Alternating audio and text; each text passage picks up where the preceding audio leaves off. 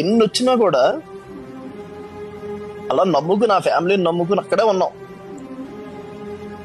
ప్రవాహంలో ఎంతో మంది వచ్చారు, ఎంతో మంది వెళ్ళిపోయారు.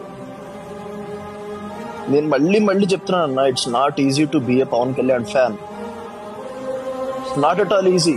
It's not easy to be a mega fan.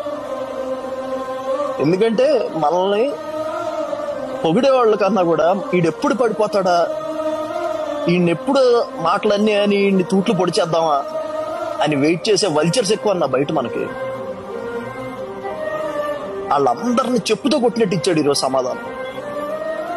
ఎన్ని చేశారు అసలు? నీ అమ్మ, ఓడిపోవడం మ్యాటర్ కాదండాలో, లేదంటే మీరు డబ్బులు ఖర్చు పెట్టి ఓడించడాలో. మీరు చిరంజీవి గారు రాజకీయాల్లో ఓడించవచ్చు అంతే, కానీ జనాల్లో హృదయాల్లో ఏదైతే చిరంజీవి అనే పేరుందో దాన్ని ఎప్పటికీ ఎవడో చెరపలేడు. ఎందుకంటే మీరందరూ చేయలేదు, మీరందరూ చిరంజీవి గారిని మెగాస్టార్ చేయలేదు. మట్టిలోంచి పుట్టిన హీరో, సామాన్యుల్లోంచి వచ్చిన హీరో చిరంజీవి గారు. వాళ్ళు చేశారు మెగాస్టార్ చిరంజీవి గారిని. మనం బిగినింగ్ నుంచి నమ్మాం ఎప్పటికైనా మనకు జరిగిన అవమానానికి సమాధానం పవన్ కళ్యాణ్ చెప్తాడు అని. అందరూ ప్రజారాజ్యం అవగానే వెళ్ళిపోయారన్నా. ప్రజారాజ్యం అయిపోయిన తర్వాత కూడా ఎప్పటికీ పరకాల ప్రభాకర్ గురించి మాట్లాడేవాడు పవన్ కళ్యాణ్ ఒక్కడే.